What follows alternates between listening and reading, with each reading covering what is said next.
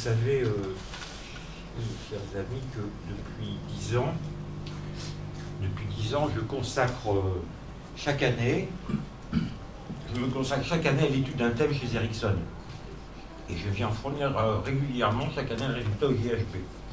C'est les suggestions post-hypnotiques, l'amnésie, les suggestions directes, les phobies, le traumatisme, tout ça, quoi, etc. Alors cette année, cette recherche, pardon, et les séminaires de formation, la pratique clinique, depuis 45 ans, ça m'a permis d'aboutir à 2 synthèses, l'une sur le traumatisme mental et l'autre qui est la récapitulation de cette expérience, une tentative de récapitulation de cette expérience professionnelle dont mon livre s'appelle « Les chaussettes trouées ». Vous savez pourquoi les chaussettes trouées? Non. Robert Rachard a eu au début un peu de difficulté pour le titre. En fait, c'est ma découverte de l'inconscient. C'est le résumé, la synthèse de ma découverte de l'inconscient. Parce qu'un jour, j'avais ma chaussette gauche qui était trouée. J'ai vu toute la journée avec le gros orteil qui traversait la chaussette, qui traversait le gros orteil gauche, qui traversait la chaussette. Vous savez, on sent toute la journée le tour de la chaussette et du bout de la chaussure. Eh bien, le lendemain matin, le trou était passé au pied droit, à la chaussette droite. Ça s'est fait dans la nuit, quand je dormais. Ça vaut toutes les questions miracles, ça, vous voyez. Bon, alors on peut comprendre par ailleurs une large partie de la pathologie psychiatrique à la lumière de l'hypnose, ce que j'ai appelé l'hypnopathologie. Alors après avoir fini ces 2 ouvrages, qui sont toute ma vie, on peut dire, hein, pas jusqu'à maintenant, pas toute ma vie, enfin vous voyez cette expression, mon cerveau s'est senti vidé, comme vous savez une éponge qui est trop essorée. Il n'y a plus rien. Alors je me suis mis à faire ce que je n'avais jamais fait jusque-là, de la cuisine. Sérieusement, tous les jours et avec grand plaisir. À la maison, personne ne s'y attendait, il a fallu qu'il s'y habitue. Et le 21 novembre dernier,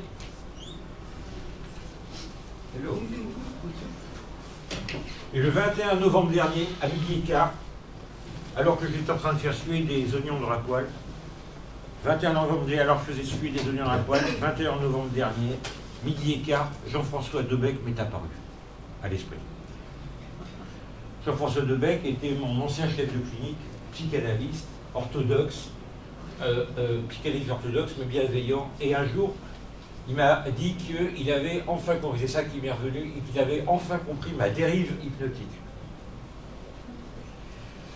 Et dans les années, ça s'est passé dans les années 95, 2000, et il m'a dit, voilà, Denis, en fait, le MacGyver de la thérapie. Moi, j'ai ri un peu bêtement, parce que j'avais jamais remarqué, j'avais jamais visionné, j'avais jamais regardé un seul épisode du MacGyver. Je savais vaguement que ce bricoleur de génie se sortait de situations désespérées à la dernière seconde grâce à son couteau suisse et à des mousses sparadrap, mais je n'avais jamais vu la série télévisée. Ça, voilà le couteau suisse, mais j'aurais dû ajouter une autre diapositive là, c'était mon doigt avec du sparadrap, après j'ai ouvert le couteau suisse. Alors, MacGyver, mais bricoleur de génie, bricoleur, ça m'a fait ding ding ding dong, vous voyez. Mais bien sûr, depuis des années, je m'étais rendu compte que la thérapie n'était que du bricolage. Et notre bricolage, c'était l'effet placebo. Bricolage, notre effet placebo.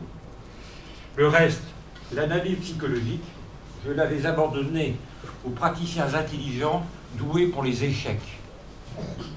Trop fort pour moi. Comme dit Gilles, André Gilles dans Les Faux Monnayeurs, l'analyse psychologique a perdu pour moi tout intérêt du jour où je me suis avisé que l'homme éprouve ce qu'il s'imagine éprouver.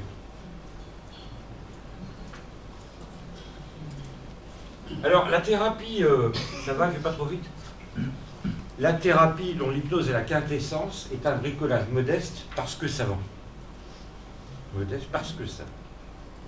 Vous savez, l'ignorant n'est pas modeste. Le savant est modeste. Donc un bricolage modeste parce que savant, la thérapie, elle est en fait exactement l'effet placebo, lequel est le fruit d'une longue pratique du professionnel, de son attention à ses patients, de ses compétences en communication et de ses qualités humaines personnelles, toutes choses qui sont au total le résultat d'un brassage constant de celui-ci avec la souffrance humaine tout au long de sa vie. On sait comme ça, c'est ainsi que vous savez qu'un praticien honnête dans sa vie privée a de meilleurs résultats thérapeutiques dans son métier qu'un malhonnête dans sa vie privée. Ça, c'est chiffré. Alors, s'il y a une spécialité que je voudrais revendiquer, c'est pas tant d'être psychiatre, ni d'être hypnotiste, mais c'est d'être placébiste. Bricoleur. Bricoleur avec des mots, avec des intonations, des paradoxes, de l'humour, de la provocation, des petites histoires ou des grandes, des suggestions directes, des suggestions indirectes, et surtout de la gentillesse pour aider les gens à aller mieux.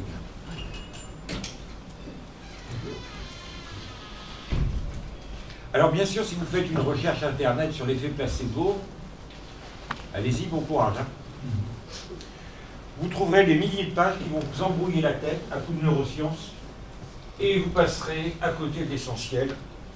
Comment bricoler une communication efficace qui tienne la route et fasse du bien. Comment bricoler une communication efficace qui tienne la route et fasse du bien. Vous savez, quand on demandait à Erickson s'il faisait toujours de l'hypnose, il répondait, un tiers de mon temps j'en fais, un tiers de mon temps j'en fais pas, et le dernier tiers, je ne sais pas ce que je fais. Erickson était un grand bricoleur.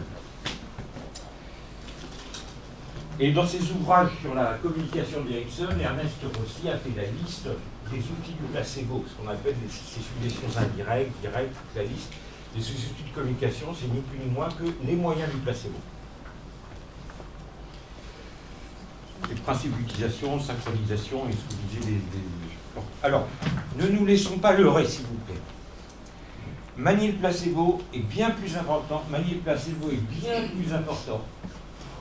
que de connaître par les détails sans cesse analyser le contenu des problèmes des gens, des patients.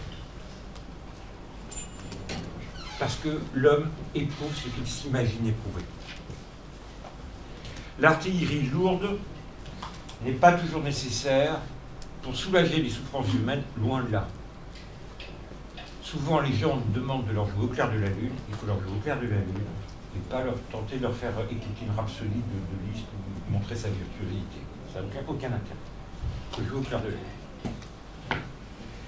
Vous savez, l'effet placebo est responsable de l'efficacité de 30 à 35% de l'efficacité thérapeutique de tous les soins médicaux, les plus connus aux plus bénins. Mais on trouve encore à foison dans la littérature des articles qui cherchent à faire la distinction entre effet placebo et efficacité réelle. On rêve, c'est de la bouillie pour les chats, c'est la conseillère, ça. Comme si la gentillesse n'avait pas une efficacité réelle. Ah, bien sûr, elle est peut-être plus difficile à mettre en chiffres. Hein. Alors, maintenant, je fais un petit aparté le dictionnaire étymologique de la langue française d'Alain Ray. Ça vous dit quelque chose? C'est magnifique, hein. Eh ben, si vous cherchez bricolage dedans, vous aurez des surprises très intéressantes. Moi, j'ai eu des très grosses surprises dans le dictionnaire d'Alain Ray. C'est un de mes enfants qui m'avait offert pour un anniversaire. Ben, qu'est-ce que j'en suis servi depuis, hein. Vous savez, ce bricolage, à l'origine, ça remonte au Moyen-Âge. Et ça n'avait pas du tout la connotation péjorative que ça a aujourd'hui. C'est de la polyurcétique. Vous savez ce que c'est la polyurcétique? C'est la science des sièges. Assiéger une forteresse. Parce qu'à l'origine, la bricole, c'est ça. Bricole, c'est la catapulte. C'est la catapulte. En italien, bricole. Oui, oui. Alors, cette catapulte utilisée pour projeter d'énormes pierres contre une forteresse assiégée afin, étymologiquement, d'embroyer les murs. Autrement dit, pour faire une suggestion directe à l'interlocuteur.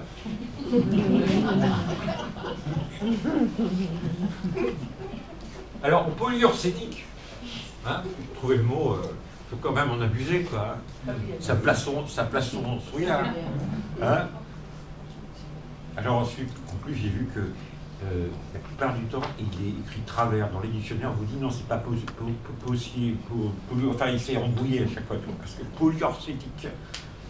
Bon, en tout cas, en polyurcétique, peu à peu, la catapulte tombe en désuétude. Et alors après, il y a une évolution du mot dans deux sens. Un qui est rattaché à tous ces cordages, là, vous voyez, tout ça, voilà, tous ces cordages qui servent à... Et l'autre, vous verrez, c'est sur la trajectoire du truc. Alors, en référence aux cordes qui servent à lancer le projectile dans la catapulte, et ben, ça va se mettre à désigner une partie du harnais d'un cheval, ou une sangle, ou pour porter des fardeaux, ou tirer un véhicule à bras. Vous voyez?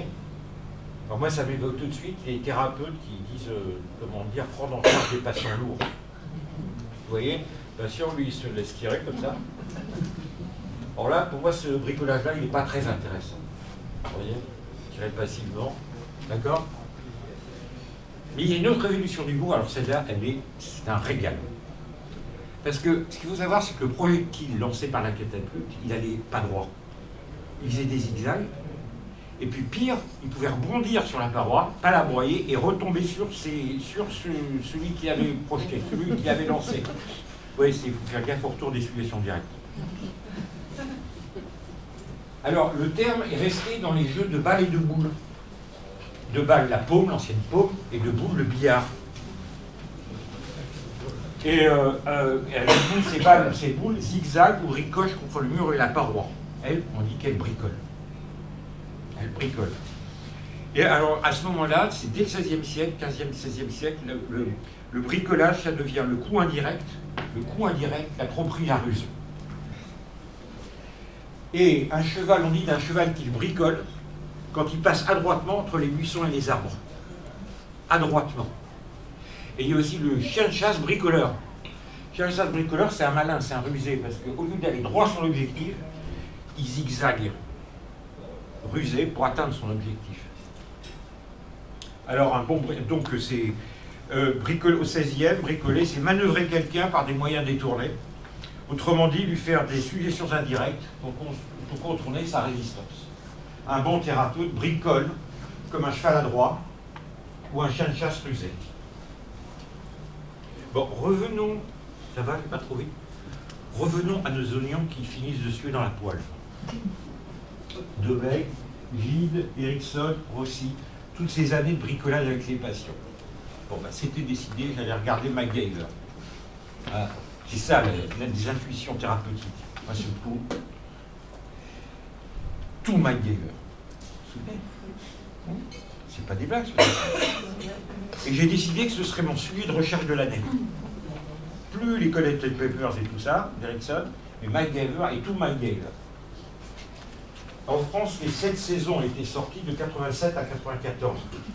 Et j'ai visionné les 38 disques de la série, soit 139 épisodes, à raison de 3 par soir.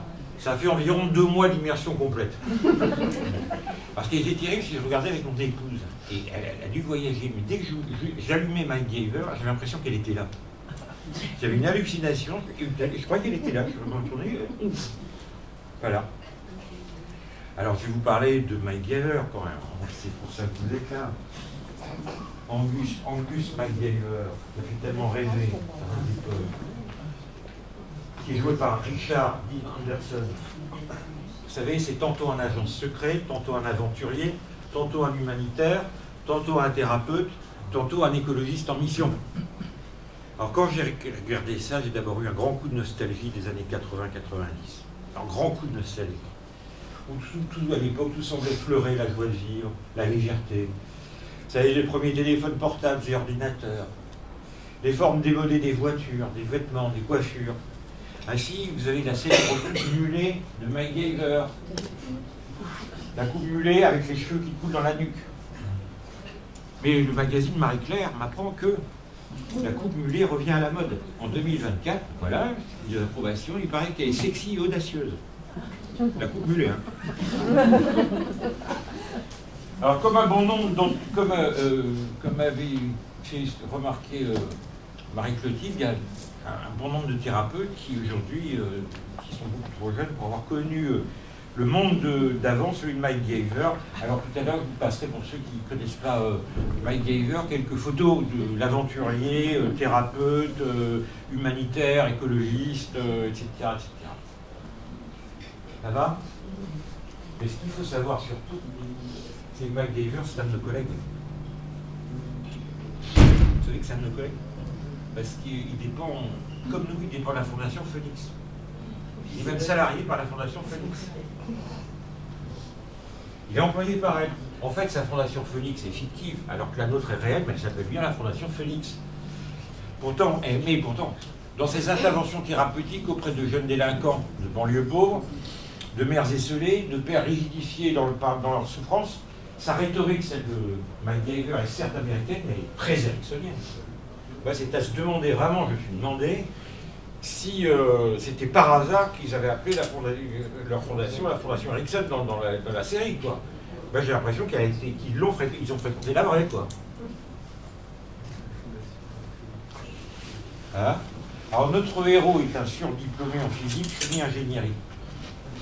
Il a énormément étudié, il est savant, il n'en fait pas état, mais grâce à ça, il s'est déniché dans les objets du quotidien de quoi bricoler pour se sortir de situations désespérées au dernier moment.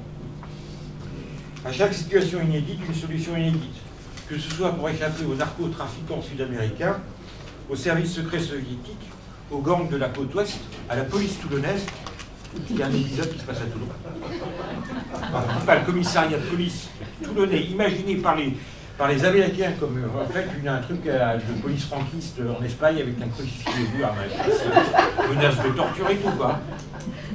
C'est incroyable, quoi. Alors, police toulonnaise, dérober des papiers secrets à un voyou, faire exploser un repère de drogue, désamorcer une bombe, libérer des gens kidnappés par des terroristes, déjouer des complots mortels, faire échouer des pollueurs industriels ou des affairistes immobiliers et autres. Alors, Mike Gaver, il est anti-armes. Les armes à feu lui répugnent. Depuis qu'enfant, il a vu un de ses camarades en tuer un autre par accident avec un revolver volé. Il n'en utilise jamais, donc jamais. Il ne tire jamais. Mais il va s'en servir pour assommer pour la crosse pour assommer des gens, quoi. Lui-même, en 139 épisodes, il est assommé une bonne 60aine de fois. Hein. Il se relève à chaque fois. Hein. Il a le vertige, il fait à chaque fois qu'il voit un grand livre, ouh, comme ça. Mais ça, il va faire sauter d'un avion en chute libre, d'une falaise, machin. Ou jeter sur un téléphérique en hauteur pour libérer les occupants. Il fait d'abord bouh, et puis là, il saute. Alors, avec du liquide de la vaisselle, du déodorant, du rumel, un vieux désinfectant trouvé dans un hangar désaffecté, il fabrique en quelques minutes un explosif ou un engin incendiaire. Et surtout, il ne se sépare jamais de son couteau suisse. Voilà Mike Gaver. Vous voyez la coupe mulet. Encore le couteau suisse. Ça, c'était un truc ultérieur, qualité, machin. Modestement appuyé sur son avion, machin. Hein. Voilà, il est en train de se défaire de trucs attachés. Ce qu'on ne voit pas, c'est qu'il y a une énorme masse qui est en train de lui tomber sur la figure. Il n'a que 15 secondes pour s'en sortir. Voilà. Là, auprès d'une carène d'avion écrasée, Air Force, Rescue. Voilà, tout simplement. Alors là, il y a aussi, voilà, là, un de ces mélanges avec du liquide de la vaisselle ou des trucs comme ça. Quoi,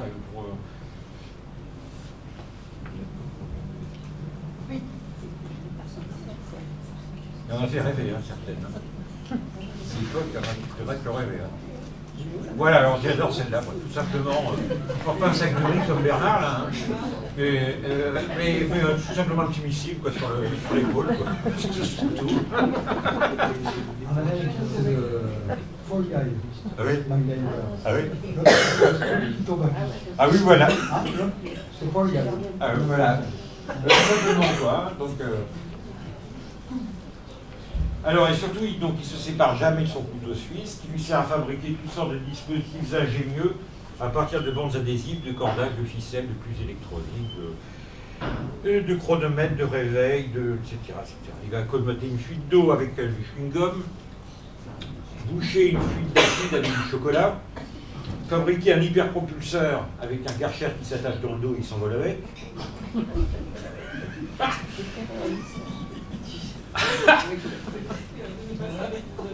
Il n'a pas de femme ni de petite amie stable.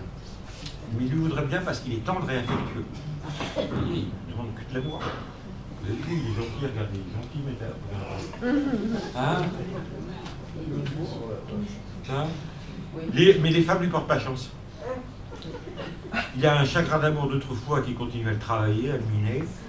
Il y a des jolies idiotes qui lui attirent sans arrêt de nouveaux soucis. Il embarque dans des aventures épouvantables. Ou alors il y en a une autre qui est une ravissante intelligente qui cherche à le tuer. Ses parents sont morts d'un accident de voiture quand il était petit, c'est un orphelin. À cette époque, son grand-père, rongé par la souffrance, s'était éloigné de lui, solitude. Et il a vécu de longues années de solitude. Mais il finit dans les épisodes par retrouver son grand-père âgé, il tombe dans les bras l'un de l'autre et le grand-père meurt. Alors, le film fait de cette carence précoce d'amour la source de son altruisme et de son instabilité d'adulte. Il est incapable de refuser une demande, de refuser son aide quand on la lui demande, même avec les pires arguments. Quoi. Il finit toujours par céder. Quoi. Il sait qu'il vaut devant des embêtements et surtout il a deux amis fidèles. D'abord le patron de la Fondation Félix, Pete Thornton, qui lui est comme une sorte de père bienveillant, etc. Voilà. Et puis il a aussi un ami fidèle, mais alors lui qui est désastreux, c'est Jack Dalton. Et Jack Dalton, qui est un pilote d'avion, c'est monsieur catastrophe, quoi. Et par maladresse, il se met à chaque fois dans des situations impossibles et il entraîne MacGyver dedans. Il le plonge à chaque fois dans les ennuis avec lui.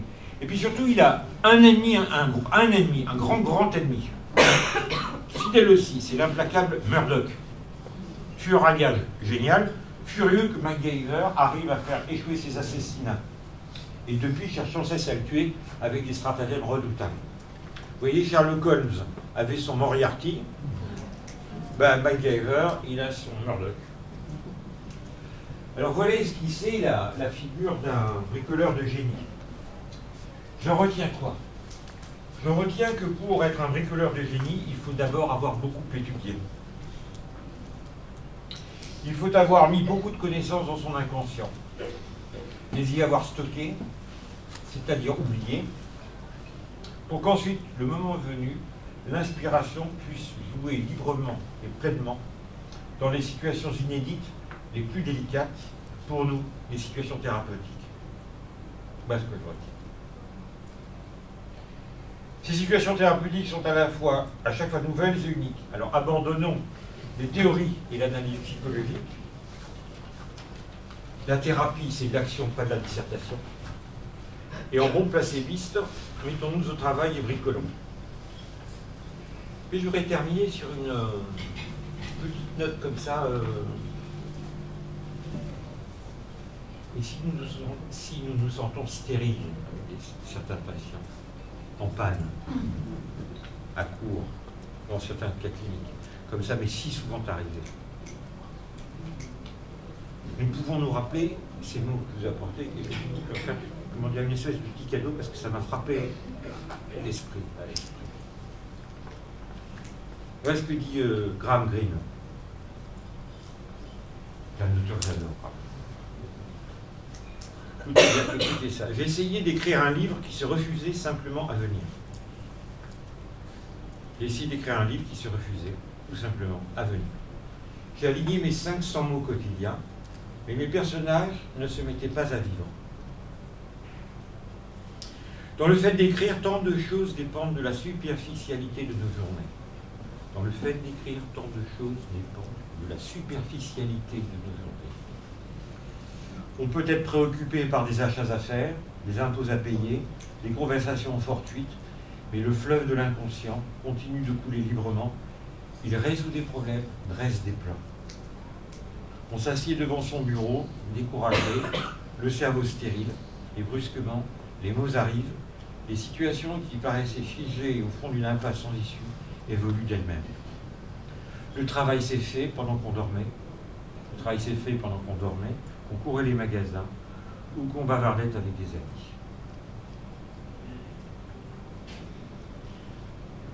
Cela ne vous rappelle-t-il rien? Ce que je peux témoigner d'une chose, c'est que mes meilleures thérapies sont celles où au départ je me sentais totalement démuni, pauvre, à sec, sans idée, dans le fond d'une impasse. Alors j'ai regardé le patient pour de bon.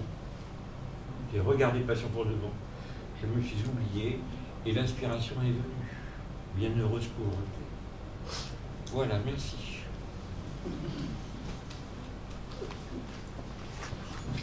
Alors, maintenant, je ne sais pas où ils vont passer. Maintenant, c'est à vous le couteau suisse. Hein? Alors, vous devez me porter un truc là.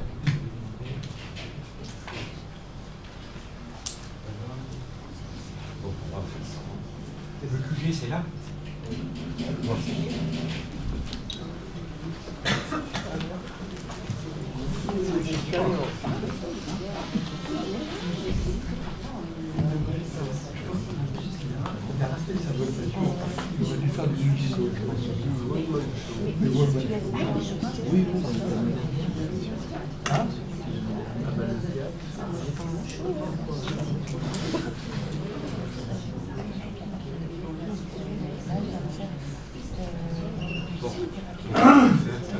Combien vous êtes? 1, 2, 3, 4, 5, 6, 7, 8, 9, 10, 11, 12, 13, 14, 15, 16, 17, 18, 19, 20, 21, 22, 23, 24, 25, 26, 27, 28, 29, 30. Alors il faudrait 15 thérapeutes et 15 patients. Il y aura des thérapeutes conseillers, vous aurez pour ceux qui veulent faire l'exercice. Il faut 15 thérapeutes. Alors, on y va au hasard? Alors, 3, et 4, 7, et 2, 9, 9 et 3, 12, 13, 14 et 15. Vous mettez là? Vous voulez? Vous voulez bien? Il faut faire 15. J'ai besoin de 15 thérapeutes. Allez-y, de ce côté-là. Non, ça fait 14, il m'en faut un autre. Merci. Et les autres, vous serez les patients. Alors, tous les patients du temps de sortir pour l'instant.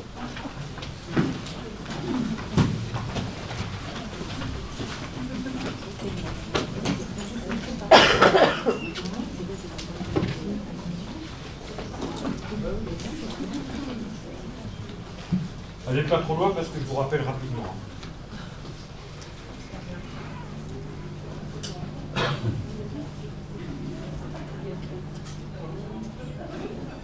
Vous écoutez pas au contraire.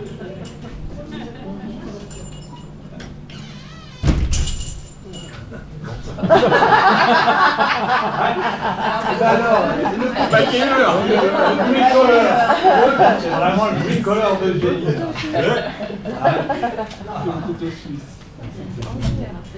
Bon, voilà, alors voilà ce qui va se passer. Les patients vont recevoir je vais leur donner des consignes particulières parce qu'ils vont vous présenter une certaine demande. D'après ce que votre client exprimera, verbalement et surtout non verbalement, étudiez bien la relation qu'il établit avec vous, ses intonations, sa posture, comment il vous fait cette demande. Vous devrez être capable, surtout à partir des informations non verbales, de repérer de quel type de personne et ou de personnalité il s'agit, de qui cette demande émane, de quel type de personne cette demande émane, ce qui vous permettra une réponse adaptée et qui ne sera pas la même pour tout le monde.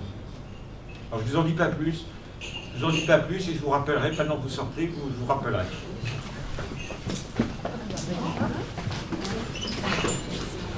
Voilà.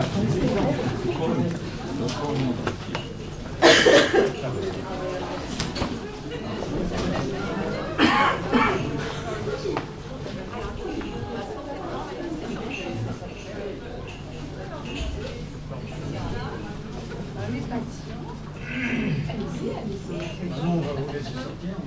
On va vous laisser sortir. Allez, sortez.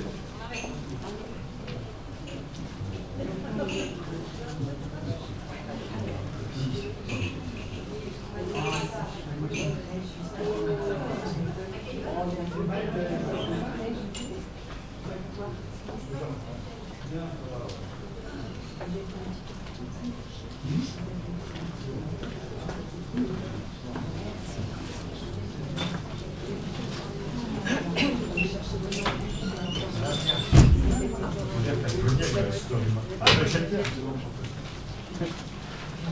êtes tous là, les 15 là?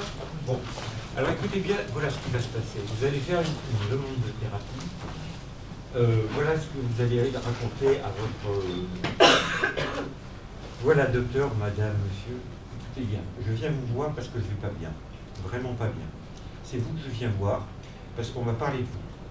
On va parler de vous, de votre sérieux, de votre compétence, de votre humanité. Il devait me photocopie, ils ont oublié. On va parler de vous, donc très compétent. Mais c'est très douloureux pour moi parce que ce problème, je ne peux pas vous dire et je ne veux pas vous dire de quoi il s'agit. Je ne peux pas vous dire de quoi il s'agit et je ne veux pas vous dire de quoi il s'agit. Je ne peux pas vous en parler et je ne veux pas vous en parler. J'ai vraiment besoin d'une thérapie, mais je comprendrai très bien que vous refusiez de me la faire dans ces conditions. Je me mets à votre place. Mais je ferai tout, absolument tout ce que vous me direz, hormis vous parler du problème. S'il vous plaît, acceptez-vous de me prendre en thérapie dans ces conditions? Je me dis oui quand même pour que vous la faites. Non, on va y arriver. On va y arriver. Alors, maintenant, attendez. Ils ont comme consigne de repérer à votre expression, et surtout à votre non-verbal, votre posture, votre façon de parler, de quel type de personnalité, de personne émane cette demande bizarre. Alors, vous aurez le choix entre 4 rôles. 4 rôles. Vous pouvez choisir librement. Simplement, il faudra que ce soit assez explicite et que... Hein, parce que ça permettra au thérapeute, ça doit vous permettre d'orienter sa réponse. Alors, vous avez, on va dire, je vais parler en code parce que c'est comme ça qu'on fera quand ils reviendront. Vous avez d'abord A. Il y aura A, O, P, H. H, vous avez déjà compris.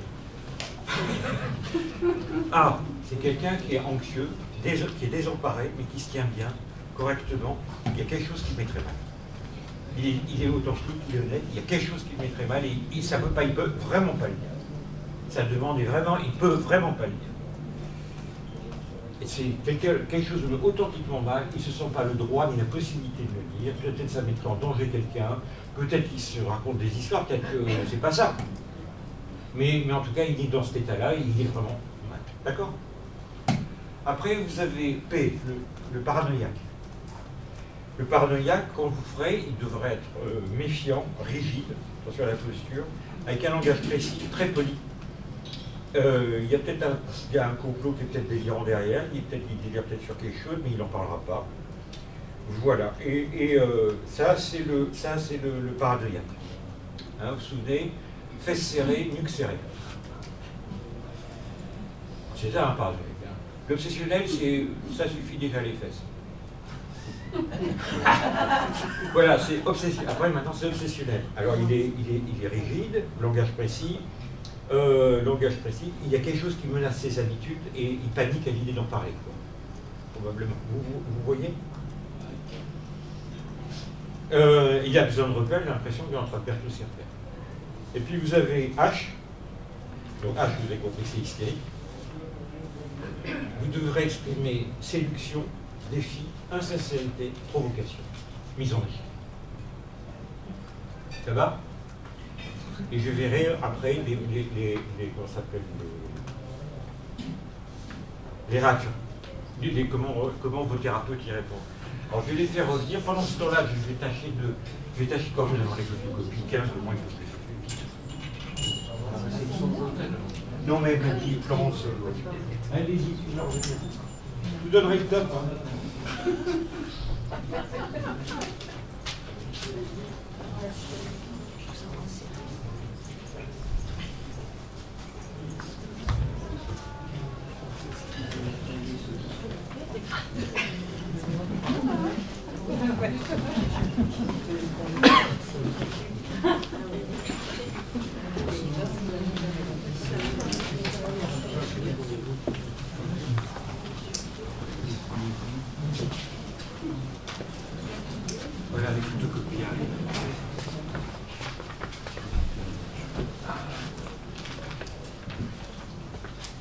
Bon, vous allez faire votre séance, les thérapeutes, vous aurez une demi-heure. Hein. Après une demi-heure de discussion, non, c'est bon. Rationnel, non? Photocopie arrive.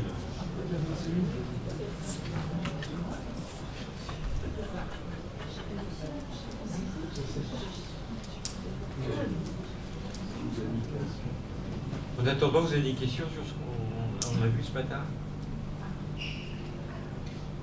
Non, pas spécialement. Oui, la question de la non-disponibilité et d'épuisement. De là? La non-disponibilité éventuelle et d'épuisement. C'est-à-dire que bon, j'ai tendance à, sans être du tout MacGyver, à être assez bricolage, mais je sens qu'il y a quelque chose d'un petit peu on va dire aléatoire, mais changeant suivant ma propre disponibilité.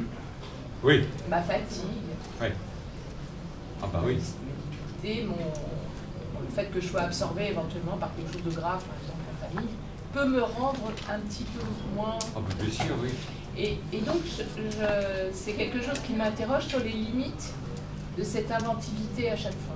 Vous savez, Freud avait très justement insisté sur la nécessité de la santé mentale chez un thérapeute. Hein. Écoutez, ça irait périodiquement. Hein. Il avait tout à fait raison.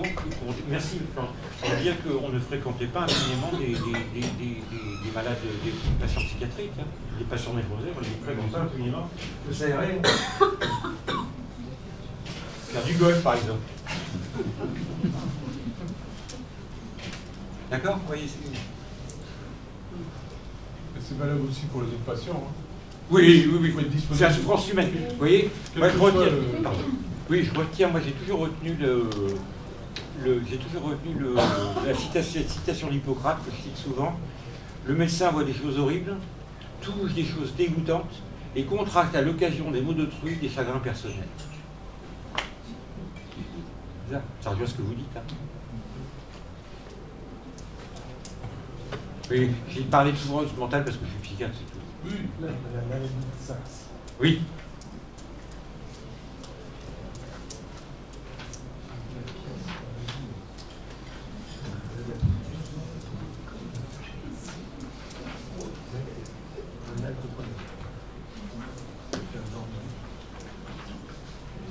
Et je vous racontais, d'habitude, je ne le fais pas parce que vous savez, je me suis engagé depuis des années en séminaire à ne parler que de mes succès. C'est un effort auquel je m'astreins. Ben, pour une fois, je me parjurais, je vais parler d'un de mes gros échecs, qui me tue encore quand je pense. C'est pour rejoindre votre... Un jour, il y a un gars qui vient me voir, vous savez, il vient me voir depuis Lyon. Et il va parler de moi, etc. La séance démarre très bien. Le téléphone sonne. Et c'est ma fille, une de mes filles, qui était en larmes, qui me téléphonait des urgences d'un hôpital londonien, en m'expliquant qu'elle avait des douleurs abdominales et 42 fièvres. J'ai été liquéfié sur place. J'ai répondu comme j'ai pu. Après, j'étais un véritable automate. J'étais incapable de tenir la séance, sauf avec des automatismes, mais j'étais plus du tout dedans, quoi. Et j'ai vu le regard du patient, dire, mais qu'est-ce qu'il... J'ai fait tout ce trajet pour ça. Vous comprenez, j'ai complètement foiré le truc. Et c'est très bon, ces humiliations-là, c'est très très bien. Parce que j'ai compris une chose qui était de base, mais vous savez, l'être humain a beaucoup de mal à voir les évidences. Beaucoup. C'est fragile, une évidence. Et je lui ai...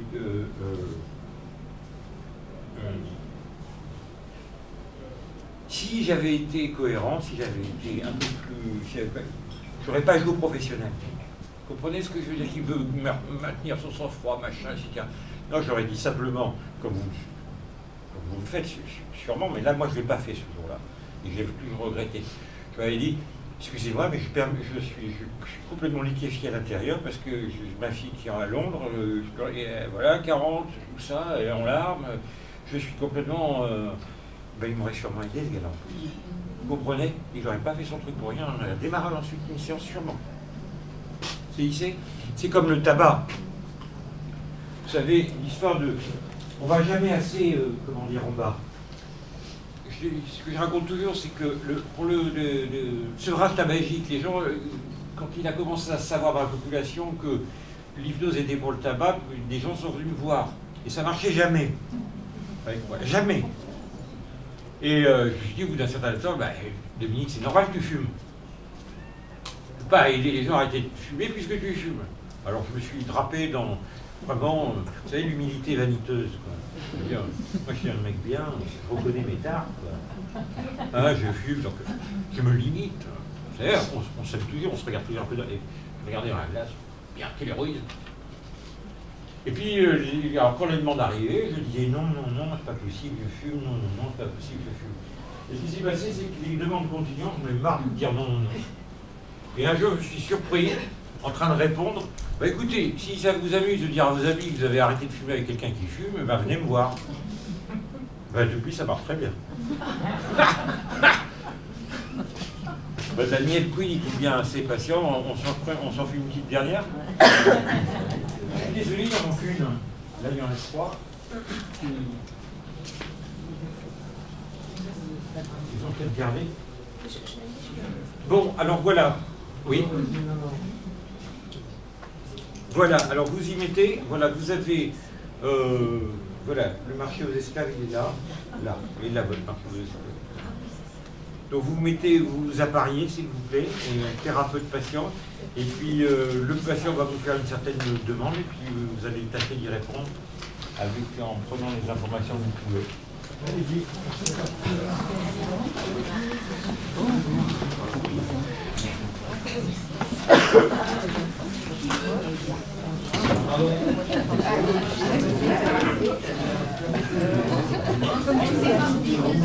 Oui, oui, oui, oui. 20-25 minutes, pas.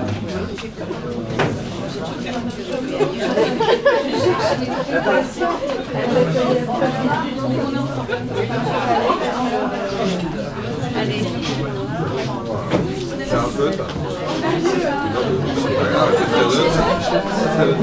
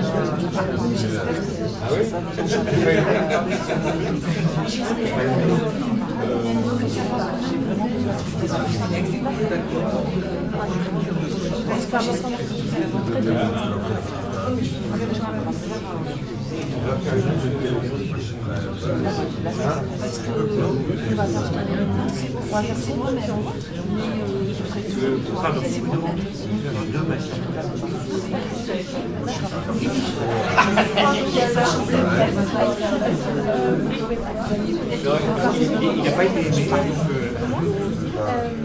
45 minutes, il n'a pas été aimé.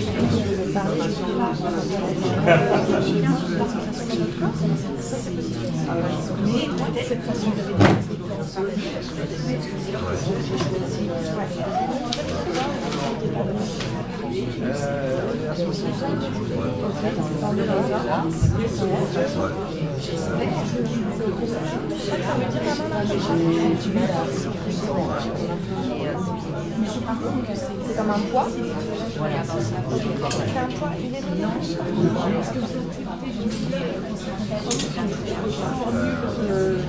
mais si. Mais c'est très dur.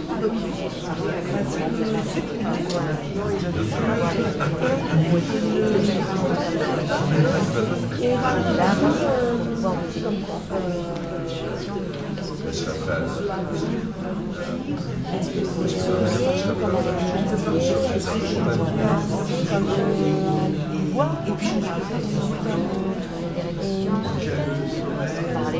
j'ai vraiment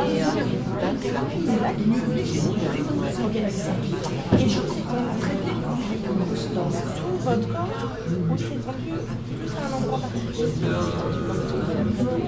La plaque elle est là. Ok, il y a des gens. D'accord. Et donc la plaque elle est là.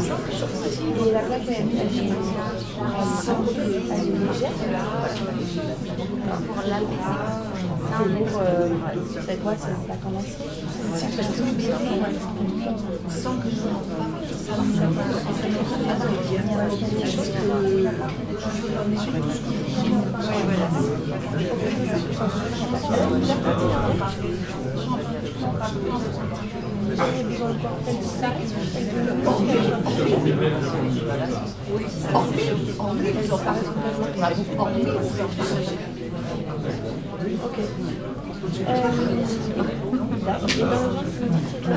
Mais je comprends que ceci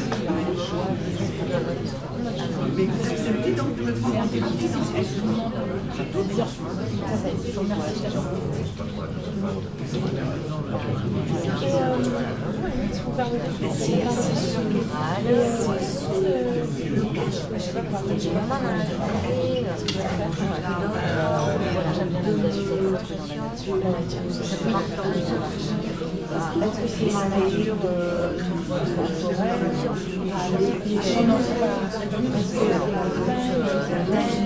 d'ailleurs, rester méfiante. les moments précis. Vous avez l'habitude de faire? Voilà. D'accord. En quelque sorte.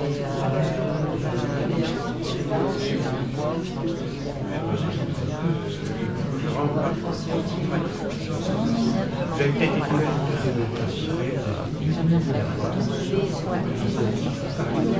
c'est là où vous devez choisir quelque chose qui va une balade dans la balade. Vous avez un lieu parti. Vous allez vous faire le choix de la fête. C'est quoi que vous aimez quand vous allez faire la balade?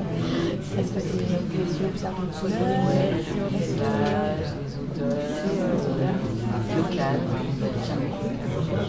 Le calme, ça veut dire que les oreilles ont bien observé le bruit de la nature. Ou est-ce qu'il y a d'autres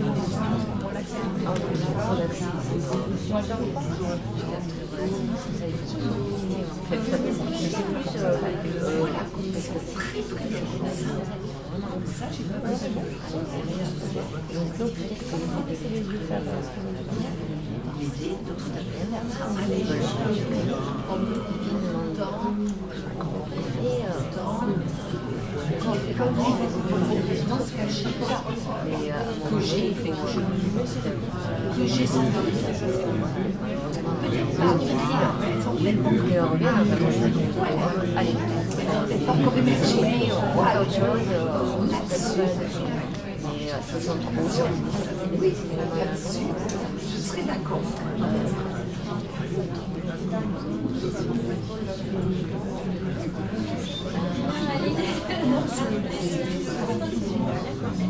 Le secret. Oui.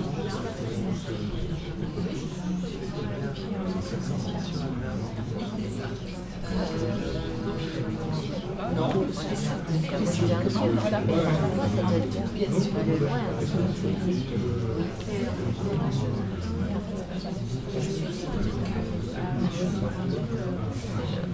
Parce que c'était on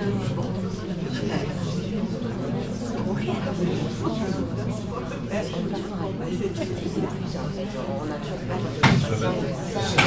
c'est encore de la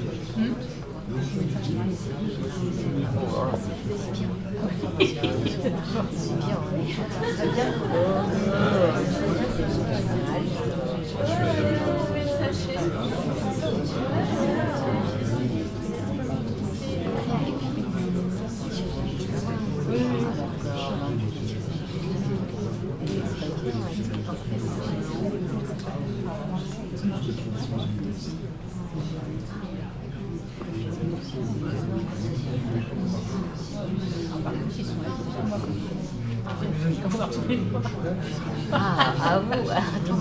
Oui, oui, oui. Et voilà,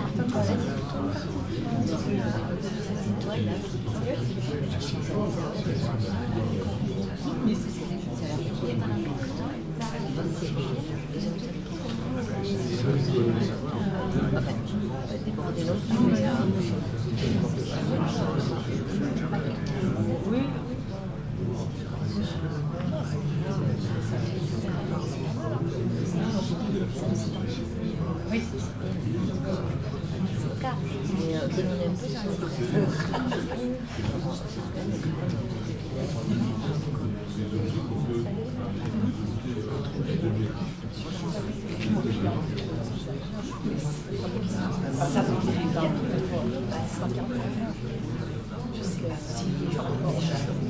Mais c'est vrai que je pense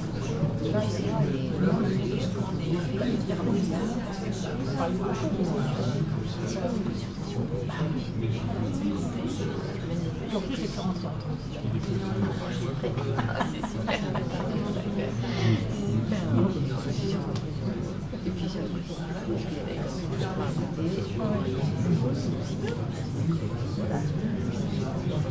Mais pendant le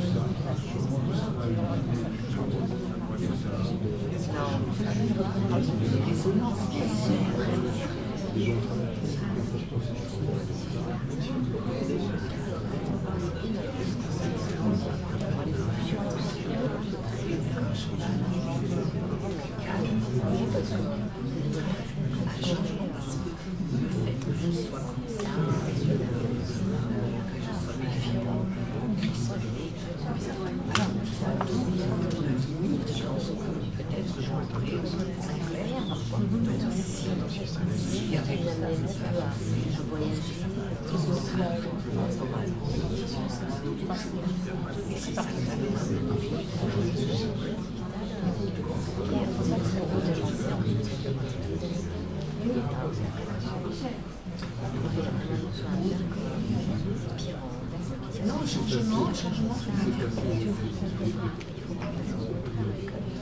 oui, c'est ça. Mais le changement, oui, là, avec le temps, mais c'est un peu voilà,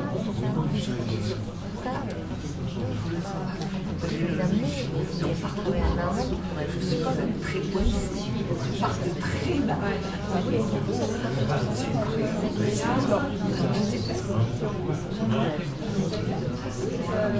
ça veut dire quoi, une discussion? On a une école.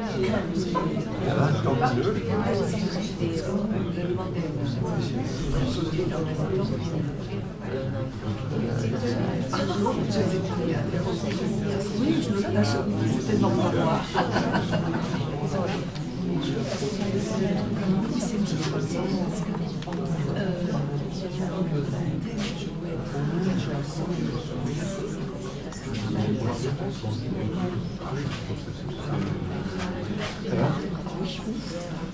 C'est rude, mais il y solutions.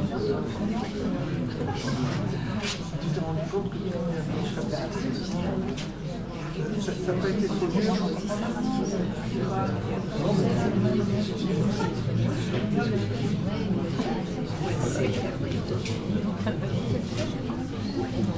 Oui. Et bien, voilà.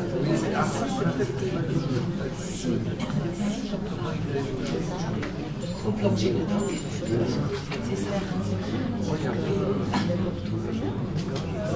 Même si, voilà, c'est voilà, situation, tout est fermé. C'est ça aussi.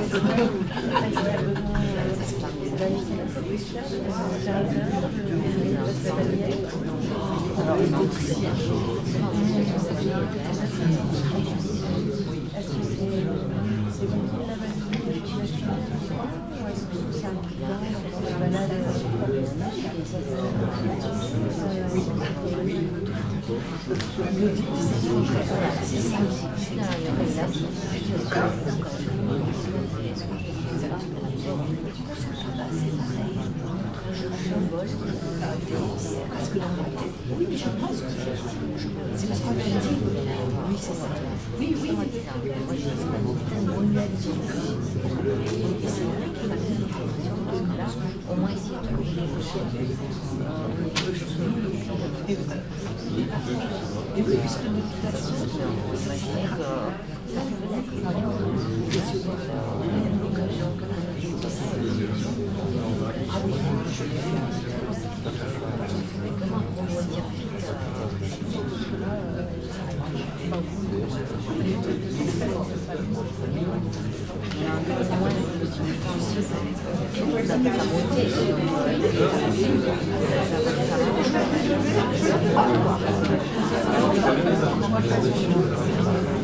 moi je pense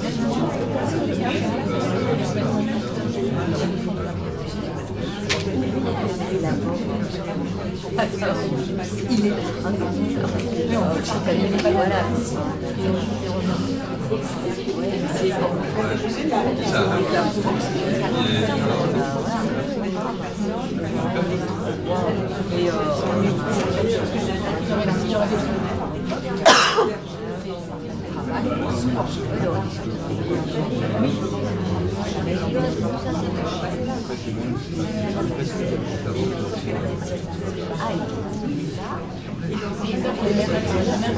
Ah oui, c'est vrai.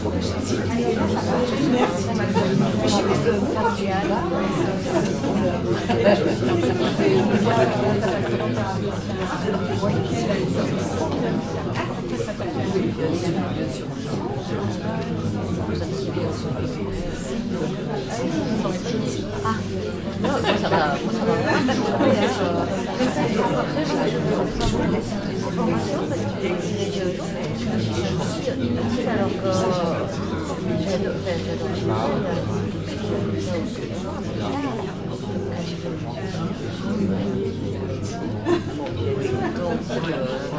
Bien sûr, il faut jouer. Alors, qu'est-ce que j'ai dit? Même le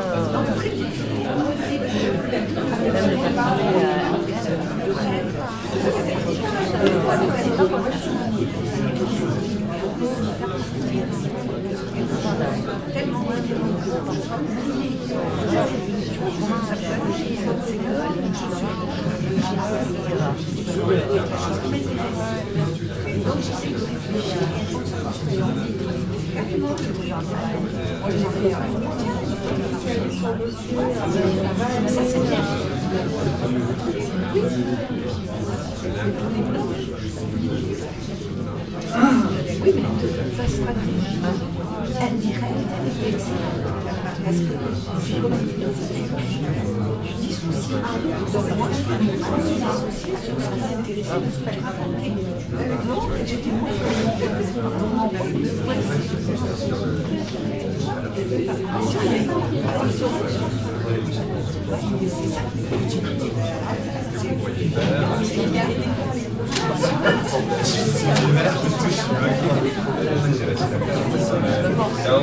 comme ça,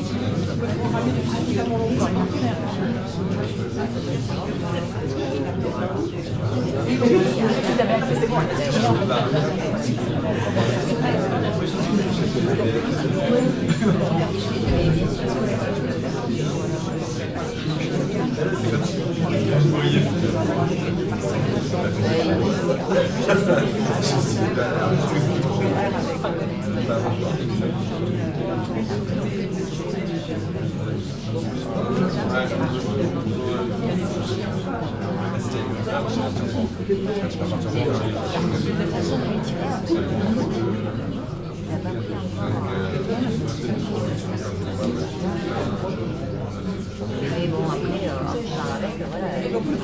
Moi, je voudrais pas être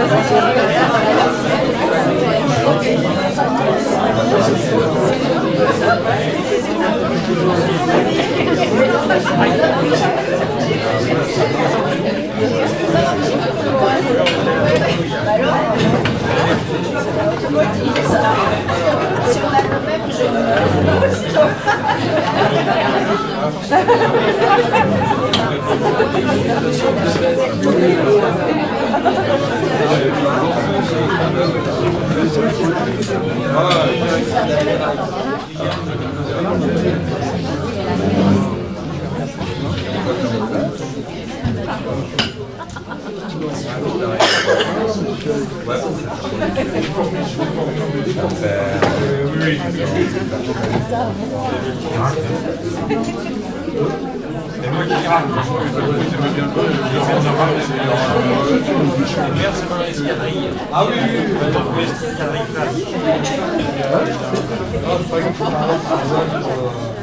allez, ça va?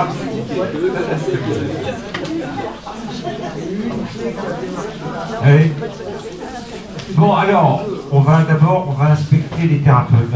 Est-ce que les thérapeutes ont fait leur phase de tout à l'heure ou non? Vous êtes trois à nouveau séparés là ou... Ça fait beaucoup de patients quand même là. Non, ça a mélangé. Ah oui. Alors, toi tu étais thérapeute. Alors, tu as eu deux patients. Bon, alors le premier, c'était quelle personne, quel genre de personnalité? C'était une femme traumatisée, mais qui ne pouvait pas parler de son problème. Oui. Parce qu'elle avait déjà eu des thérapies avant, où on l'avait fait parler, elle était mal placée. D'accord. Oui, la patiente, elle est... La patiente? Corinne. Alors, oui. Alors bien, elle semble bien sortie, elle fait une technique. Hein? Il n'a pas trop su définir, mais il m'a fait externaliser mon problème dans la main et j'en ai pas parlé, mais effectivement, il a bien inversé. C'est chouette. Qu'est-ce que je dois aller plus loin peut-être dans ça? Oh, très bien. Non, on va faire le... Merci, c'est très gentil. Cet exercice vient d'une situation réelle. Hein. C'est parti de quelque chose qui m'est arrivé. Un jour, il y a un grand gars qui devait faire 1m90, costume, cravate, tout ça. Visiblement, un patron de quelque chose, d'une administration, mais important, ou une grosse boîte internationale, enfin un genre comme ça. Il était blanc comme un linge, et il m'a fait cette demande. Celle que vous avez. Vous voyez? Ça a très bien marché. D'accord. Et le deuxième patient? Pareil. Pareil? En pire. Et en plus, comme il avait assisté à la première séance, je ne pouvais pas réutiliser le même outil. Hein? Comme il avait assisté à la première séance, je ne voulais pas refaire la même chose que j'aurais utilisée normalement. Oui. Donc il a fallu là que je patauge, que je picolne. D'accord. C'est compliqué. Mais Erickson a un cas célèbre de la femme qui avait des migraines, qui ne voulait pas parler de son problème. Aussi, qui l'avait fait. Et vous, madame? Alors, C'est qui est thérapeute, hein? oui, thérapeute. La patiente? La patiente est là. Là. Complètement stressée, coincée, qui ne voulait pas parler de ce qu'elle avait, bien évidemment. Et là, je suis partie en acrobranche en lui expliquant que je faisais de l'hypnose ericksonienne et qu'Erickson, en gros, après avoir posé de multiples questions, en fait, elle avait sa solution d'elle-même. Donc, la seule chose qu'elle pouvait faire, c'est juste se détendre. Et elle allait trouver sa solution, parce que moi, j'étais le portier. J'allais tenir la porte et elle allait elle-même trouver son truc. Et alors? Et en fait, ce moment où elle a dit portier et qu'elle ne représentait plus quelqu'un à qui j'étais obligée de dire quelque chose, donc elle était juste là pour ouvrir la porte, je me suis un peu détendue et elle m'a saturée. Et alors, excusez tout, mais j'avais un code avec les patients. Vous étiez A, O, P ou H? A. Pierre? A, O, P ou H? P. P. Vous, A. Vous avez été, on n'a pas, non, on n'a pas encore non plus. D'accord. J'ai vu tous les patients là? Ceux qui ont parlé jusqu'à maintenant, je veux dire. Oui. Bon, d'accord. Vous étiez thérapeute? J'ai essayé. Bon, quittez le patient. Voilà. D'accord. Alors, raconte. Là, pareil, je suis tombé sur une dame qui était venue me voir parce que, réputation, voilà, pour ses problèmes. Mais en fait, pour des problèmes que finalement, elle ne voulait pas évoquer. Elle ne voulait pas en parler, elle ne voulait pas les évoquer. Donc, j'ai commencé. On a discuté, on a parlé d'autres choses. On a parlé de son travail. Donc elle a aussi été dans le soin. Elle rebondit sur le fait qu'elle était dans le soin, pour lui faire comprendre qu'elle aussi, souvent, elle ne devait pas être confrontée à des choses, ce genre de situation. Donc on a discuté un petit peu de ça. Et après, bon, ça ne marchera pas. Je ne peux pas en parler, je dois le dire. On n'en parlait pas. On a parlé d'autre chose et je lui dis, bon, progressivement, je vais proposer une petite séance d'hypnose bisounours pour diminuer un petit peu la pression. Et on va faire ça progressivement, on va dégager un petit peu tout ça. Diminuer la pression, ce qui lui pose problème. Et progressivement, vous diminuez tout ça. Il n'y a pas de ça? Oui. Il m'a proposé de me revoir, voilà. Mais j'ai rien dit. D'accord. Alors, A, O, P ou H? A. A.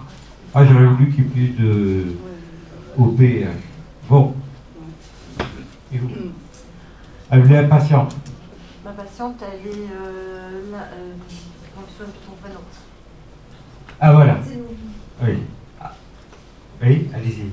Alors, moi je suis tombée sur une dame qui est aussi pareil, très anxieuse, qui ne veut pas parler de son problème et qui est venue me consulter parce qu'on lui avait dit que j'étais très professionnelle, humaine, chaleureuse et donc elle venait mais qu'elle ne voulait surtout rien dire de son problème.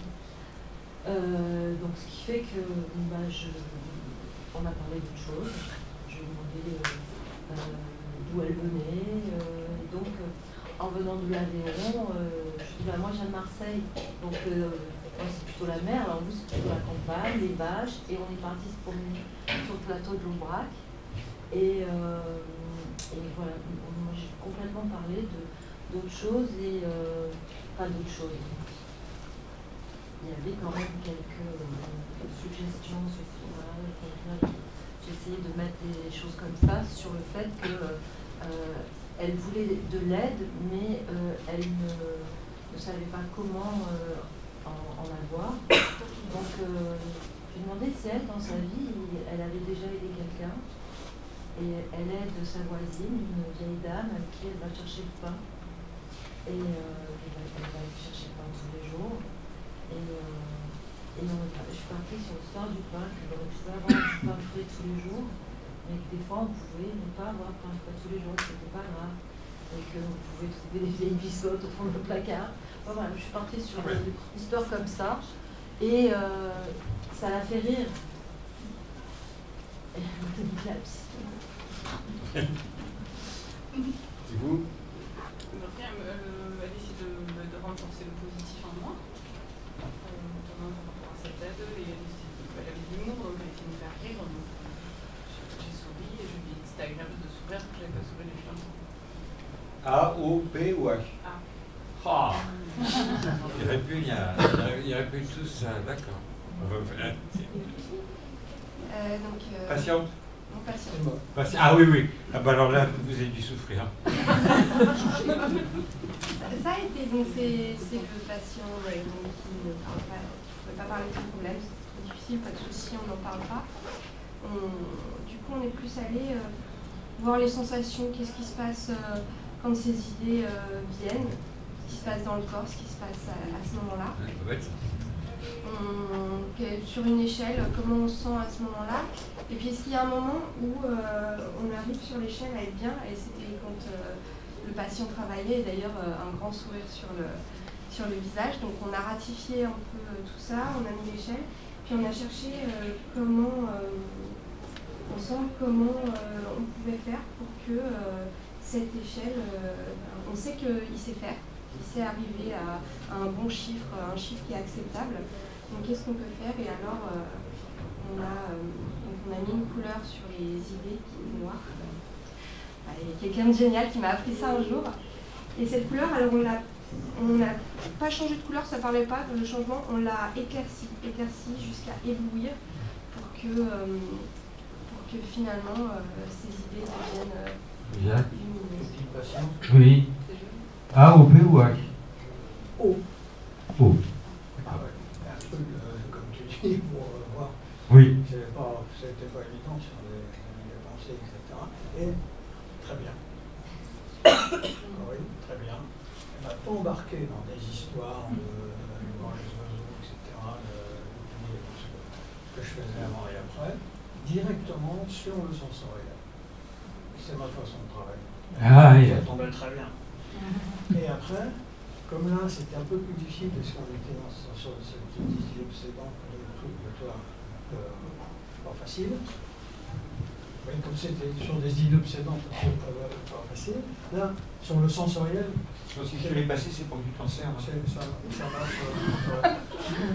Tu m'as donné celui qui ne marchait pas. Il faut le mettre prêt. Ah oui. Là aussi, c'est bon, excuse-moi. Crache dedans. Oui. Alors, je disais, patient. Alors, elle m'a embarqué, justement, c'était très bien, pas dans des histoires de vie, etc., parce que je ne voulais pas en parler, ça tombait très bien, et directement sur travailler sur le sensoriel, avec c'est ma manière de travailler, et après, sur des changements de modalité de représentation. Oui. Alors ça, après, elle m'a dit qu'elle avait eu un formateur, un certain Megley, je ne sais pas si tu connais, mais très bien.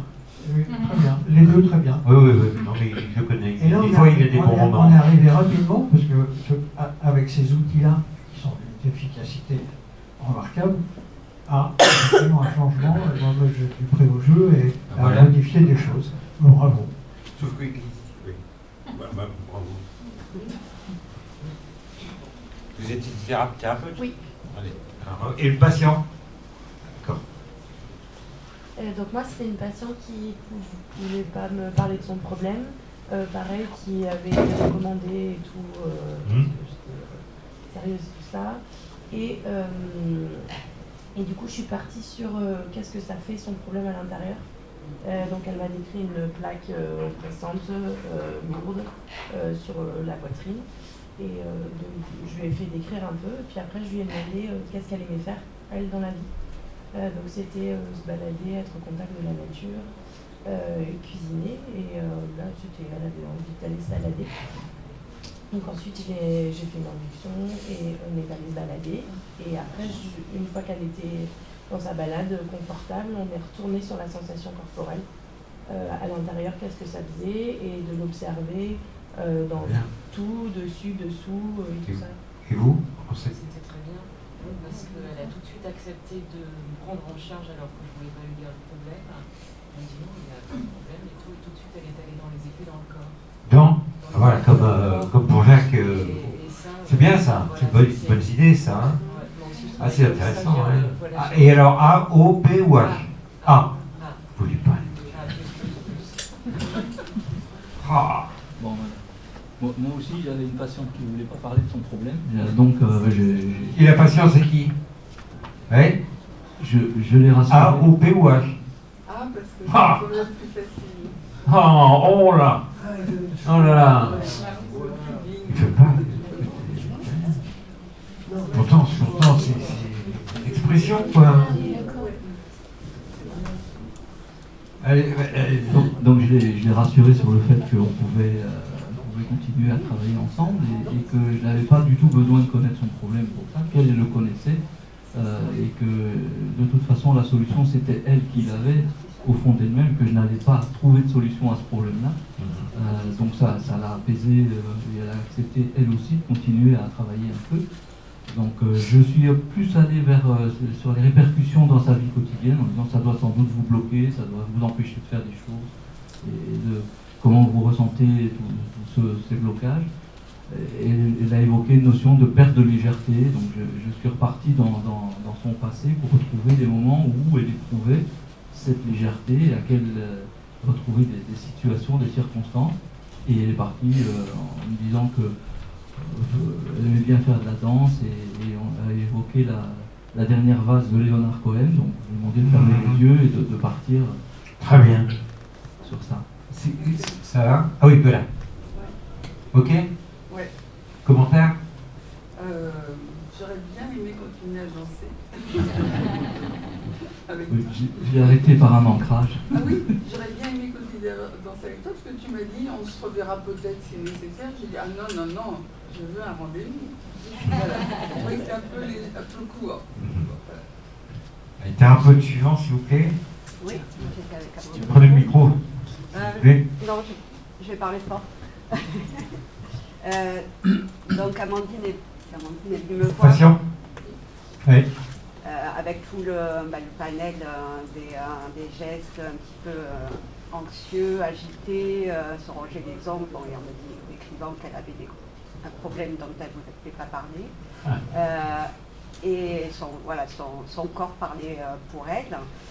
Et en me disant que j'étais un très bon thérapeute, donc je lui ai dit que ça serait elle qui ferait tout le boulot et que moi j'avais juste un couteau suisse pour lui ouvrir le ventre pour bricoler. Et on a défini l'objectif.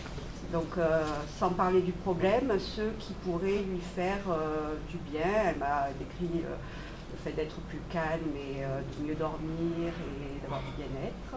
Et on a dit que si c'était juste cet objectif qui était OK, on pouvait lui faire ressentir ça, que son inconscient puisse aller le trouver. Et donc elle est rentrée dans ses sensations, dans son corps. Et je lui ai aussi fait des suggestions pour le sommeil, pour utiliser ça au moment où elle en aurait besoin, qu'elle saurait faire. Et on avait parlé que si quelqu'un la regardait après cette séance, qu'est-ce qu'il trouverait de changer en elle, comment il la verrait.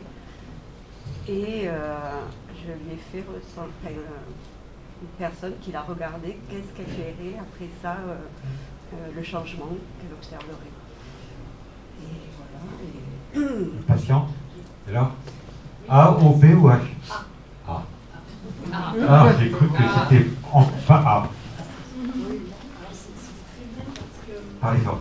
C'était très bien parce qu'elle a cadré avec l'objectif, le contrat, ça facilitait vraiment, mais ça crée l'alliance thérapeutique. Elle a validé en fait ma demande qui était j'ai besoin d'un accompagnement, mais je ne peux pas dire oui. Donc voilà, et donc elle est venue très rapidement au niveau des sensations, donc j'ai eu un accompagnement là-dessus. Finalement, j'ai moi-même oublié le problème et j'ai moi-même oublié quelle était ma demande et le rôle que je devais jouer en fait. Donc voilà. Oui, j'étais avec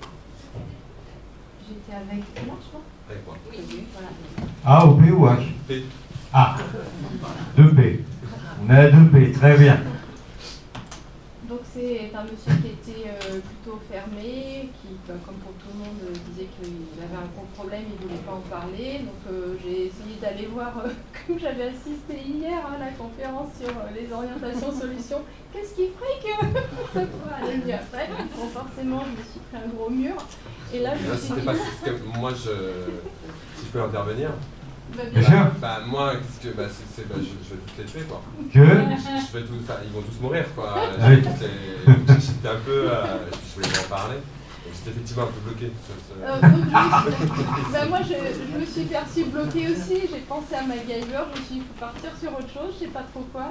Et je lui ai demandé s'il y avait des choses qui lui faisaient plaisir ou du bien. Et il m'a dit, non, là, ça va pas du tout, en ce moment pas. Mais bon, j'ai essayé du coup de me raccrocher aux branches en disant, mais dans les moments où ça va, il y a des petites choses qui vous font du bien. Et il m'a cité le Sudoku. Et là, j'ai dit, allez, vas-y, tu connais rien de lui. Il est OK pour être là, il ne veut pas parler d'un problème. Il me l'avait dit et je lui avais validé qu'on n'en parlait pas, qu'il était là pour faire du bien pour lui et que c'était un moment où il faisait comme il voulait. Et on est parti là-dessus. Et donc finalement, il n'a pas du tout fait un Sudoku mais autre chose. Et tu me donnes effectivement un Sudoku, donc je suis venu dans le jardin, ça m'emmerde d'en parler, ça m'emmerde. Et puis surtout dans le jardin, continue à me faire chier. C'est pas un endroit où t'es bien, mais à un moment t'as dit où ça peut être autre chose. Oui, c'est ça. Et moi je vous dirai pas. Tu m'as dit, mais bien sûr, vous êtes libre de pas. Et donc là je suis parti faire du vélo tranquillement. Et tu m'as accompagné, donc c'était mieux. Et j'ai quand même tenté, mais c'était quand même assez... Oui. Je vous donnerai les clés du code tout à l'heure. Voilà, je vous donnerai les clés du code tout à l'heure. Dans les outils qu'on a pu apprendre quand même, j'ai tenté la suggestion de nuages dans la vie, quelles que soient les situations difficiles qu'on laisse passer quand on fait un truc. Et ça allait très bien parce que moi je grimpais un col. Et la télécommande aussi. Non mais c'était très bien tombé. Voilà. À vous. Moi, c'était le même synopsis. D'ailleurs, pas parler, surtout pas dire ce qui s'est passé. Qui est patient ici. Car Alors bon, c'était, ok, on va continuer comme ça. Après, il y a eu une brèche qui s'est ouverte, c'était le travail, qui était un problème. Et c'est surtout la patiente était très nouée. Les jambes étaient serrées, les bras, touchaient le dos. Et, donc, A ou B ou H? A. Bon, de suite, le fait de travail. Bon, Vraiment A. Vraiment A. Ah, oh, oui. Voilà, on a pris la porte pour sortir un petit peu, pour aller se balader, puisque c'était plutôt la nature, monter un petit peu, parce que c'était quelque chose qui m'était tombé sur la tête. C'est tombé dessus et ça l'a bloqué, ça lui faisait mal au niveau du dos. Et en écoutant, on est parti un peu se balader, voir un peu monter un petit peu une montagne ou pas. Mais, elle m'a fait faire 30 km, c'est pas évident en marche. On a parlé, mais c'est peut-être un sujet de test, c'est Dora l'exploratrice, c'est le sac un peu allégé, plus que amener beaucoup trop de choses. Et ça a fini en essayant de parler, je sais pas, c'est parti des astéroïdes, et que c'était le métal des astéroïdes pour être utilisé pour être une armure plus tard. C'était à l'époque, c'était comme ça, et qu'il n'y avait pas de moyens très compliqués ou très scientifiques, ils utilisaient ce qu'il y avait devant soi et l'utilisaient pour se défendre et se protéger. Et vous, ça? Alors moi, je me suis sentie au départ bousculée par un flot de paroles, bousculée mais remise à mouvement, quoi, finalement. Oui. C'était bloqué. Je ne sais pas si je suppose que je l'avais exprès, bien sûr. Et puis de suite, on est parti sur les ressources. Oui. Les ressources. Et ça m'a bien parlé parce que c'est ce que j'utilise dans la réalité. Donc, voilà. Après, oui, on a parlé aussi il a rebondi sur les conséquences du problème sur mon physique, mon mal au dos, etc., toutes ces choses. Et voilà, donc il faut se repérer. Et on a fini par cette métaphore que j'ai trouvée intéressante, puisque c'est voulait dire d'un problème, on peut avoir quelque chose de l'armure. Voilà. Très bien. Alors, moi, c'était oui. Excusez-moi, il va falloir qu'on accélère un peu pour respecter le temps. Je suis désolé, hein, mais... C'est très bien. La même chose. Vous êtes nombreux et...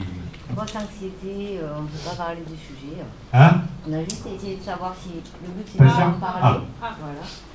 Et on a beaucoup discuté après. Voilà.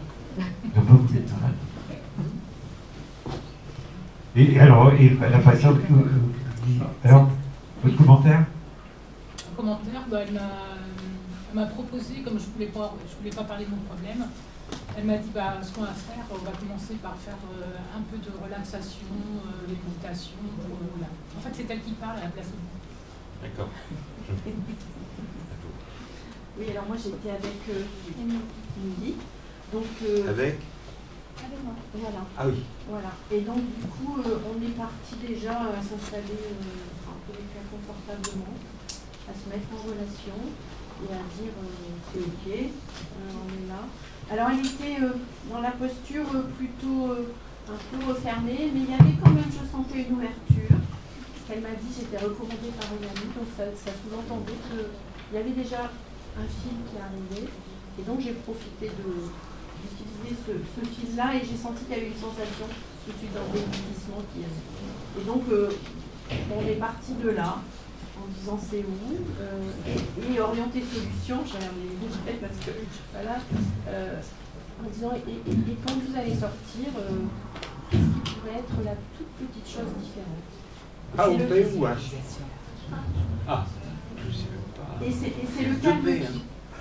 C'est le calme qui est arrivé, donc elle a retrouvé, y compris voilà, la sensation, comment c'est le calme descriptif, et elle m'a emmené elle-même, je lui ai demandé si elle avait déjà vécu ce calme à un autre moment, elle m'a dit oui, et voilà. Alors, tu étais avec? Avec moi. D'accord. Bien, donc un peu comme pour tout le monde, donc une personne qui vient voir pour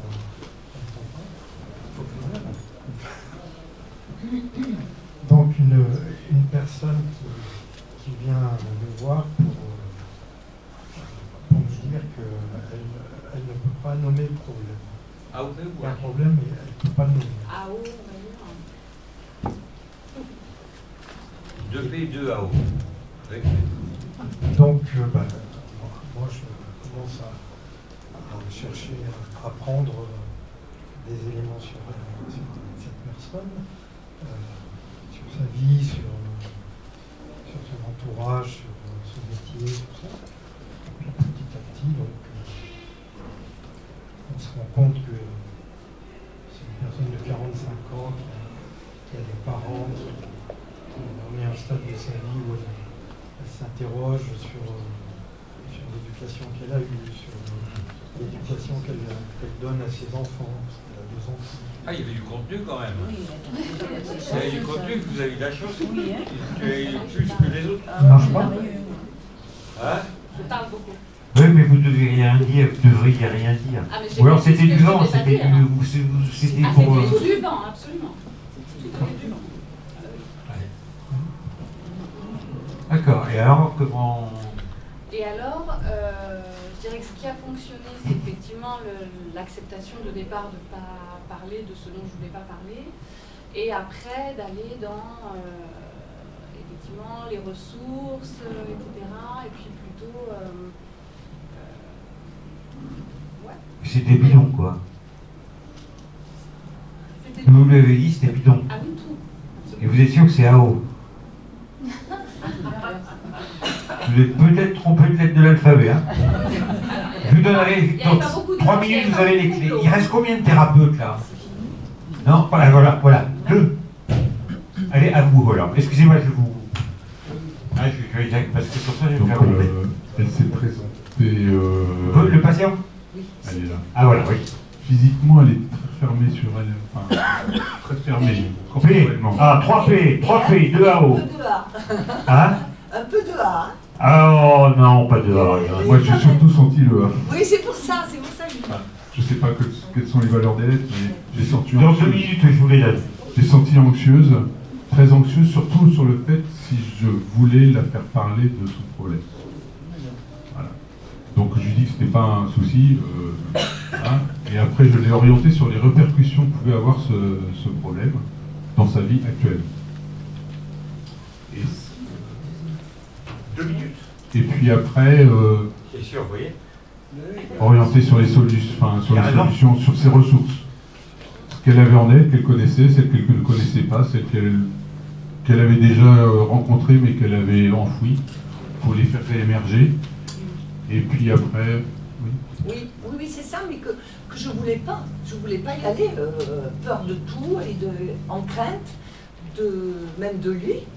Et en fait, ce qui a été bien, c'est qu'il est parti carrément sur la définition du souvenir, alors qui me faisait peur, mais une explication très technique et théorique. Et là, j'étais imagée. Voilà, imagée. Et là, je suis partie, ça m'a fait oublier. Voilà, la peur. Je lui ai dit comment était construit un souvenir, celui qui perdure toute la vie. Et donc, ça m'a intéressé. Ça, c'est le souvenir en lui-même, et ça, c'est la charge émotionnelle. Voilà. Oui. Et là, on peut travailler sur le fait de pouvoir séparer cette charge émotionnelle pour qu'après elle puisse... Et ce geste a été important, parce qu'il m'a dissocié de ma peur et de ma... c'est pas mal ça. Et ça, c'était très bien. Il y a plein d'idées, là. Vous avez plein d'idées différentes. C'est génial. Fabuleux. Ton mouvement. Il y a des thérapeutes avec qui? Une thérapeute avec Annette, qui est là. Donc elle est arrivée très fermée, manifestement très anxieuse sans que j'en sache. Quelle lettre? O. Ah, très bien. Un haut franc. En essayant de voir un petit peu en avant comment... Non, d'abord elle m'a dit que elle venait parce que j'étais merveilleuse, exceptionnelle, etc. Donc je me suis sentie immédiatement imposteur, ça a été terrible. Après je me suis dit, oulala, qu'est-ce qu'on va faire? J'ai cherché un petit peu dans l'avenir comment elle pourrait se sentir. Elle m'a parlé du problème, dans le passé comment c'était le problème, bon c'était pas moyen. Donc je lui ai proposé de chercher, de me dire dans son corps comment c'était.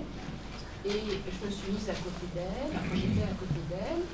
J'ai éprouvé en moi ce qu'elle ressentait dans son corps. J'ai demandé une image, si une image visuelle par rapport à ça, elle m'a parlé d'une armure. Et moi-même, je me suis sentie dans l'armure. Et une fois que j'étais dans l'armure, j'ai senti que l'armure était à la fois éprouvante et nécessaire. Et à partir de là, je lui ai demandé de visualiser comment était harnaché, attaché son armure. Et on a travaillé sur le serment des serments, très progressif. Alors, super top.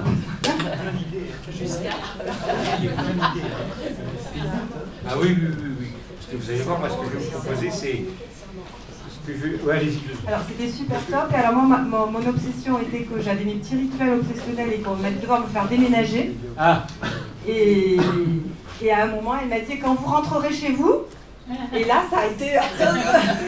l'armure s'est resserrée, et c'était très intéressant comme expérience en fait. Alors, voilà, donc on va terminer parce que vous êtes nombreux. Ouais, donc, ma patiente n'a pas pu s'exprimer.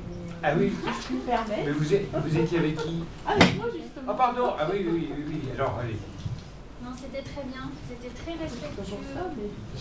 Et c'était agréable. Et surtout la solution qui était bonne, c'était de m'imaginer si la séance marchait là de suite immédiatement, ensuite à 48 heures, et puis plus loin dans le temps.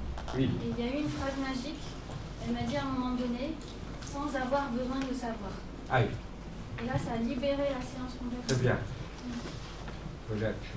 Excusez-moi, mais je vais conclure maintenant. C'était, moi, je suis sidéré de cette, de toutes ces idées que vous avez eues, toutes différentes. Enfin, j'ajouterais que, si je peux me permettre, il manque quelque chose. Qu'est-ce qui manque? D'avoir ratifié que ce n'était pas une demande banale. Vous avez accepté trop facilement ce demande. Quelqu'un vient vous voir comme ça, vous avez le droit de marquer le coup. Vous comprenez? Sur ça, surtout si c'est un entué, etc., un petit peu net et tout ça, il ne comprendra pas. C'est trop facile. Il se dira ce type et pas ce type, cette femme, elle s'y croit, quoi. Et ça va réussir, il y a de l'hystérie, ça risque de réactiver à toute vitesse, hein, il va vous mettre en échec. Vous comprenez ce que je veux dire? Je vais vous donner maintenant les codes.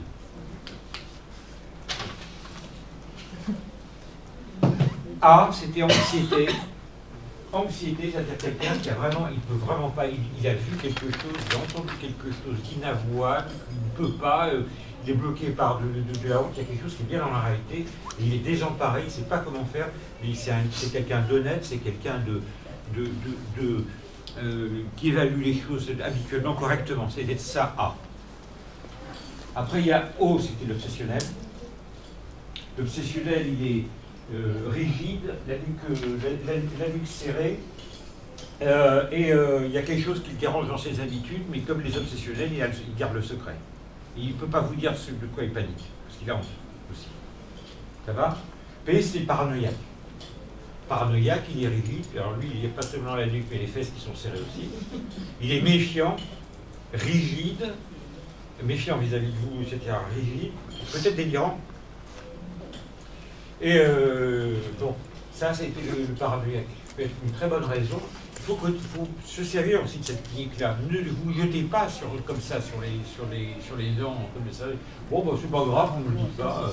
Mais personne, aucun client, aucun patient peut vous prendre vraiment au sérieux comme ça. Si vous acceptez, comme si c'était une évidence, de traiter les gens comme si... non, c'est pas possible, c'est pas possible. Imaginez-vous en train d'aller voir quelqu'un en lui disant ça. Et vous dites pas de problème. Il vous pose un problème, vous devez dire « Ah, marquez le coup ». Alors on va voir comment marquer le coup de manière différente. Et le H, vous avez compris, c'était hystérie.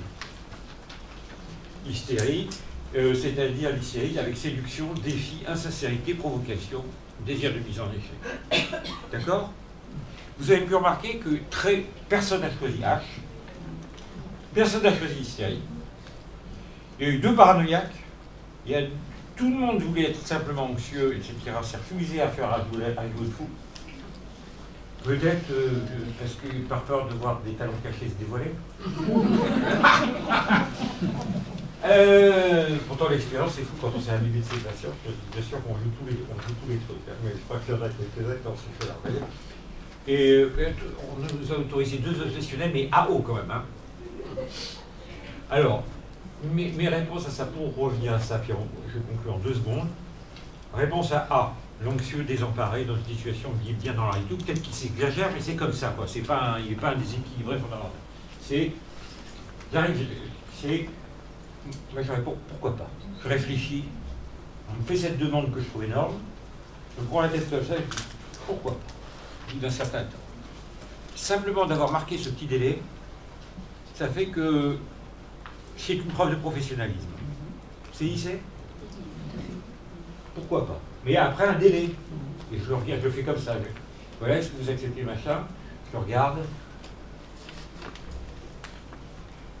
Je laisse la tête. Silence. Je réfléchis. Tout se fait là, hein, dans ce délai.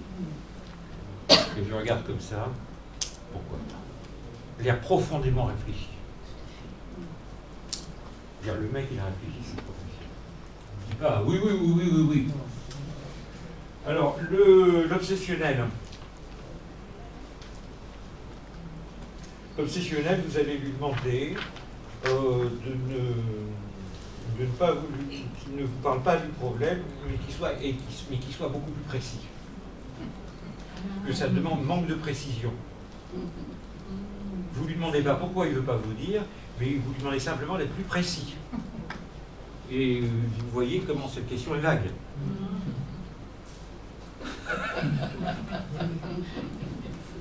D'accord? Soyez précis. Oui. Un obsessionnel ne peut pas vous dire non.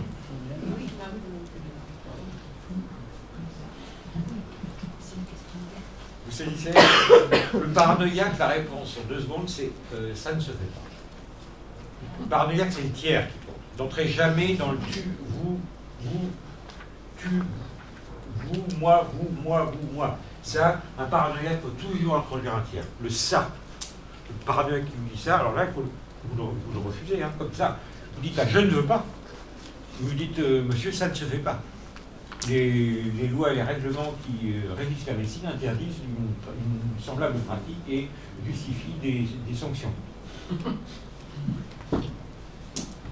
C'est fait. C'est terrible, hein? Non, c'est fait, il n'y a plus que ça. Et alors, le dernier, ça va?